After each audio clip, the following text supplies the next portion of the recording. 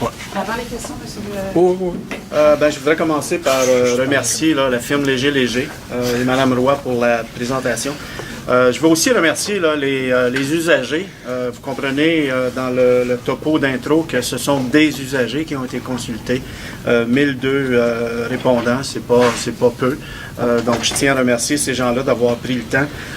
Pour moi, c'est une consultation citoyenne, ce sondage-là. C'est de se tourner vers les usagers puis de façon scientifique sonder leur niveau de satisfaction. Et c'est une source d'information très précieuse et ça fait plusieurs années, c'est un exercice annuel. Donc ça permet maintenant d'avoir de l'information longitudinale sur les tendances. C'est bien certain que il y a toujours du travail d'amélioration à faire en transport en commun et ça doit être une pratique du quotidien de continuer à mesurer, analyser la performance de nos lignes. Et ça, c'est un engagement qu'on maintient pour améliorer le service. Maintenant, je tiens à souligner la performance, encore une fois, de nos chauffeurs à 8,2 sur 10 comme cote de satisfaction. C'est très, très élevé. Ce sont nos ambassadeurs de première ligne sur le terrain. Donc, c'est important de le souligner. Je suis prudent à commenter la tendance. C'est certain que pour certaines parties de la ville, les citoyens sont plus satisfaits que d'autres. Par contre, je tiens à souligner que les résultats sont sûrement pour moi un lien direct entre la satisfaction, qui est quand même un niveau général assez élevé, et les investissements qu'on a faits. On a fait 3 interventions significatives depuis notre arrivée en poste avec l'aide de la direction de la STO. Je pense que ça porte fruit. Les chiffres, en tout cas, parlent assez fort. Maintenant, je me garde une prudence parce qu'il faut continuer à améliorer le service. On a mis plusieurs initiatives en place pour améliorer, moi, ce que j'appelle notre boîte à outils administrative à la STO. Une de celles-là, c'est un contrat qu'on a octroyé à la firme MMM.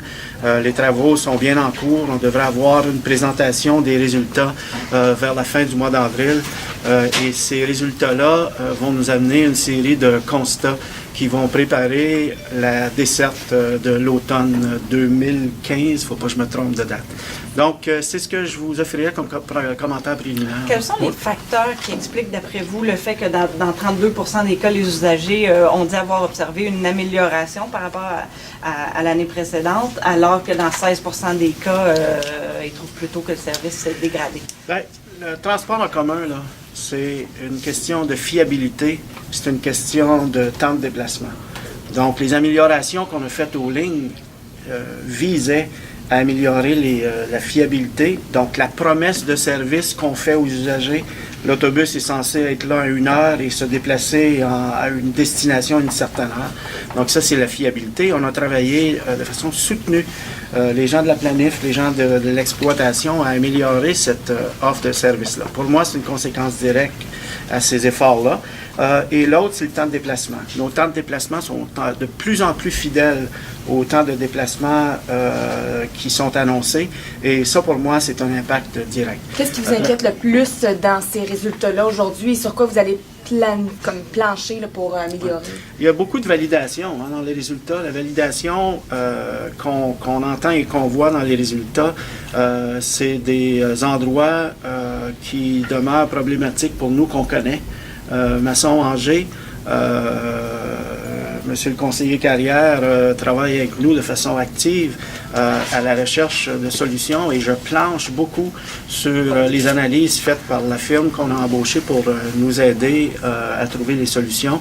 Donc, pour moi, il n'y a pas de grande surprise là, dans les résultats qui sortent. C'est des validations pour nous et ça continue à orienter nos décisions. M. Carpentier, quand vous êtes arrivé en poste, quand il y a eu un nouveau conseil qui a été élu, le maire avait été clair que pour lui, les temps de déplacement qui n'étaient pas plus rapides que ce qui était à l'époque, c'était pas acceptable. On voit dans les pistes de solutions à travailler que ça demeure encore une fois les temps de déplacement qui sont la priorité. Bon, les temps de déplacement s'améliorent, mais est-ce qu'ils s'améliorent par rapport à quand le Rapibus a été implanté ou que c'est l'objectif initial que ça devait être d'aller plus vite pour tout le monde? Moi, je vous dirais que si vous parliez à certains usagers là, qui ne pouvaient pas auparavant utiliser le transport en commun simplement parce qu'il y a des pans complets de la ville qu'on ne rejoignait pas avec notre réseau, ces gens-là vont vous dire qu'ils ne changeraient plus maintenant leur mode de transport, que le transport en commun, c'est devenu leur mode de déplacement. Et ça, c'est pas non significatif dans la donnée. Et c'est certain... Mais sur l'objectif initial, que c'était de se déplacer plus rapidement, un an plus tard, le constat, on dit qu'il faut travailler encore là-dessus. Est-ce qu'on est là ou est-ce qu'on s'est amélioré par rapport à ce que c'était? Parce que là, on a toujours comparé après l'implantation du Rapibus pour tourner à des temps de déplacement qui étaient corrects, mais dans les faits, est-ce qu'on se déplace plus rapidement qu'avant l'arrivée du Rapibus? Si vous regardez les statistiques, vous allez voir qu'il y a certaines parties de la ville où les pointages sont plus élevés qu'auparavant. Et ceux où c'est les moins, c'est les zones problématiques sur lesquelles on se concentre. Donc, c'est pas encore réglé dans certains de ces secteurs-là. Comme je disais tantôt, on s'est donné des outils, on a pris des décisions rapidement importantes et ciblées au début de notre mandat, reconnaissant qu'on ne pouvait pas tout régler en si peu de temps. Et reconnaissant qu'il fallait se donner les outils nécessaires pour prendre les décisions qu'on a à prendre. Et pour moi, ces outils-là sont déjà en place. La recherche de constats et de solutions sont en chantier. Et en avril, on va voir le rapport de la firme MMM qui va guider nos décisions pour des parties de la ville qui demeurent problématiques. Des parties du réseau, en fait. Peut-être parler de l'emprise ferroviaire, on n'avait pas les micros nécessairement près de vous. Parlez-nous un peu, c'est quand même un investissement important, là, plus d'1 million. C'est un investissement d'environ 1 million, mais comme j'expliquais tantôt, on paye moins maintenant, puis on sécurise un endroit important pour nous pour la construction du corridor qu'on veut amener plus loin sur le réseau. Et où on attend, puis on paye plus cher plus tard, puis on se complique la vie parce que les négociations vont être plus ardues, plus on attend. Donc, on avait une fenêtre qui se présentait à nous pour négocier maintenant et la corporation ferroviaire était prête à nous parler.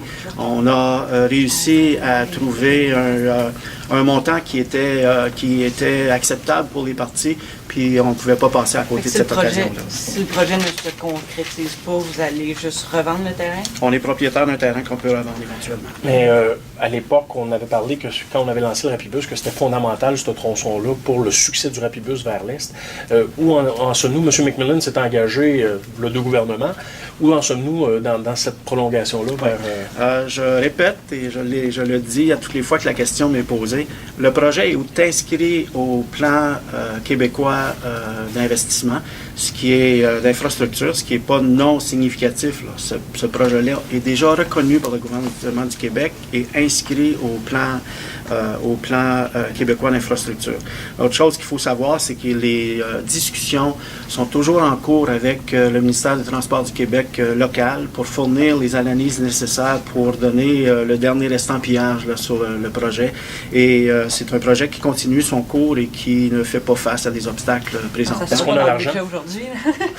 Ça ne sera pas dans le budget aujourd'hui? Bien, le fait que ce soit au PQI, c'est pas un enjeu budgétaire.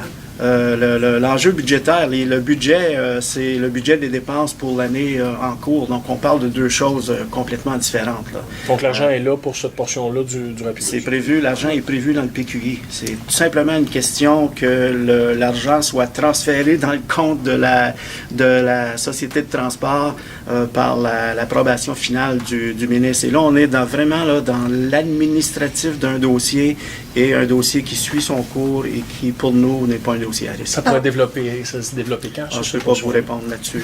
C'est des projets qui doivent prendre le temps nécessaire pour s'assurer que les parties s'entendent. Qui transfèrent l'argent? Transfert l'argent. Là, vous parlez du Rapibus. J'ai peut-être manqué un petit bout là, pour ce qui est du financement de Trop Québec. tard. Pour ce qui est du financement de Québec au niveau du deuxième garage, est-ce qu'on a le montant?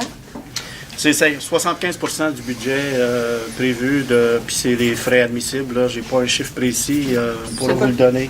Non, le budget, c'est de 75 millions pour la 75 millions. construction du deuxième centre de transport, donc pour l'ensemble du projet, et c'est financé à 75 par le ministère des Transports du Québec. C'est confirmé cette C'est Ah oui, confirmé, c'est on a confirmé, parlé on a la lettre. celle-là, Et c'est le genre de de situation où la lettre est là, l'argent est déposé dans le compte de la STO. Là, maintenant, les pépines devraient être bientôt sur le terrain pour commencer la construction. Sur le budget global, c'est un petit montant, mais c'est quand même près de 700 000 $ juste pour les permis de construction. Oui, mais ça, c'est un règlement municipal. Si vous alliez dans les règlements municipaux, vous verriez que pour les édifices commerciaux, il y a un taux appliqué selon la dimension de l'édifice. Et ça, il n'y a pas de négociation à avoir avec la ville là-dessus. Là.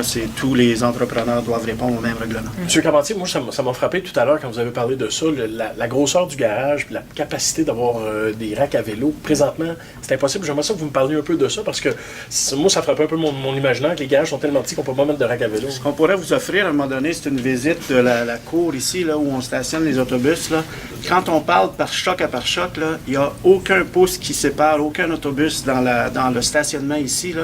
Puis quand un autobus doit sortir, c'est toute une gymnastique pour les gens de l'exploitation de déplacer les véhicules pour assurer la présence en temps nécessaire de nos véhicules sur le terrain. Donc là, ajouter à ça, je sais pas, la largeur d'un support à vélo, là, ajouter 30 pouces à ça, là, 30 pouces multipliés par 300 autobus, on est stationnés devant Saint-Joseph. Vous en avez combien des supports à vélo qui poirotent? Je ne sais pas, là. C'est combien Les supports à vélo, dans le moment, 60. Ils ont combien de temps qui sont... C'est que nos derniers autobus, maintenant, on les ajoute tous avec les supports à vélo, de façon à être prêts à les installer au moment où on va être en mesure de le faire. Pour votre information, notre garage actuel, la capacité opérationnelle est autour de 245 véhicules. Des véhicules traditionnels, là, des 40 pieds. Actuellement, on a près de 310 véhicules, dont là-dessus, on en a 61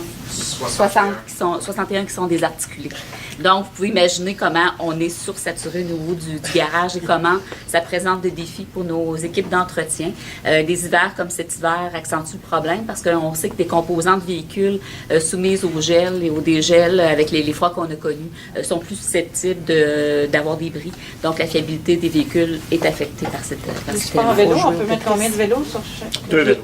2 vélos par Mais là, autobus. il n'y a pas de chance qu'on envoie avant la fin de la construction de garage ou il pourrait avoir quand même certains... Non. Ah, c'est une logistique dans laquelle on ne veut pas s'embarquer présentement. On ne veut pas amplifier notre problématique. On C'est quoi estime l'été l'échéancier pour 2017. l'été 2017 pour le garage? Une mise en service à la fin de l'automne 2016.